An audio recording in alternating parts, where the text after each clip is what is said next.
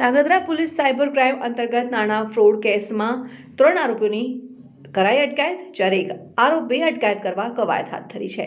Dhrangadhra police cyber crime અંતર્ગત નાણાં fraud કેસમાં 3 આરોપીઓની અટકાયત કરવામાં આવી છે, જ્યારે એક આરોપીએ અટકાયત કરવા કવાયત હાથ ધરાઈ છે। સુરેન્દ્રનગર જિલ્લા પોલીસ વડા પ્રેમસુખ ડેલુના માર્ગદર્શન હેઠળ ધાંગધ્રા નાયબ પોલીસ અધિક્ષક શ્રીની સૂચનાથી ધાંગધ્રા સિટી પોલીસ ઇન્સ્પેક્ટર સહિત સ્ટાફે ધાંગધ્રા ખાતે સાયબર ક્રાઇમ ફ્રોડ અંતર્ગત 6 જેટલા બેંકના ખાતાઓમાં નાણાકીય ગેરરીતિઓ જણાવતા તપાસ હાથ ધરાઈ હતી, જેમાં બેંકના અલગ અલગ 6 ખાતાઓ માટે ખાતેદારોને બોલાવીને પૂછપરછ કરતા ગેરરીતિ જણાઈ આવતા પોલીસે 2 અલગ અલગ ગુનાઓ દાખલ કરેલ। ગુનામાં પોલીસે ચિરાગ મધુકર વડોદરિયા રહેઠાણ ધાંગધ્રા, દશુભા ઝાલા રહેઠાણ ગોંડલ તથા કમલેશ પાનસુરા સહિત 3 ને પકડી પાડ્યા।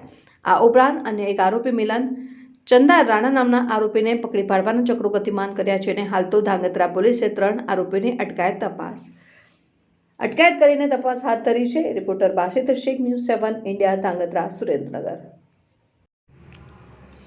ઓકે,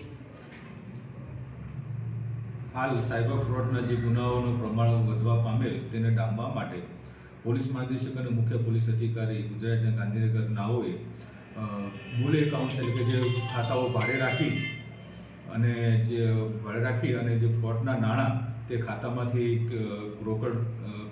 રોકડા લઈ મુજબના જે ગુના આચરતા હોય જેવા એકાઉન્ટોને તપાસ કરવા માટે જે હુકમ કરેલો હોય, જે હુકમ આધારે રેન્જ આઈપી શ્રી રાજકોટ તેમજ પોલીસ અધિક્ષક શ્રી સુરેન્દ્રનગર નાઓને માર્ગદર્શન અને સૂચના અન્વયે ધાંગધ્રા ખાતે જે બેંકોમાં એકાઉન્ટ્સ મૂલ્ય એકાઉન્ટ્સ હતા તેઓની ચકાસણી કરવામાં આવેલી।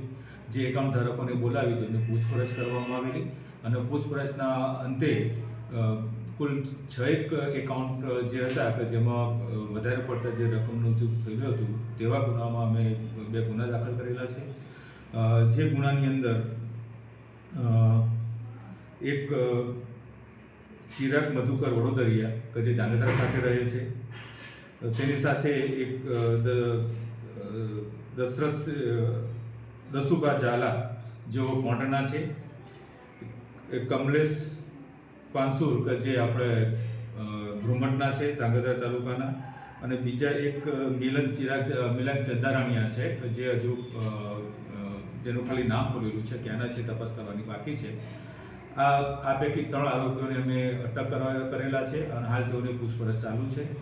તેઓએ આ ગુનામાં સંડોવાયેલા એવા પુરાવા પણ અમને મળી આવેલા છે।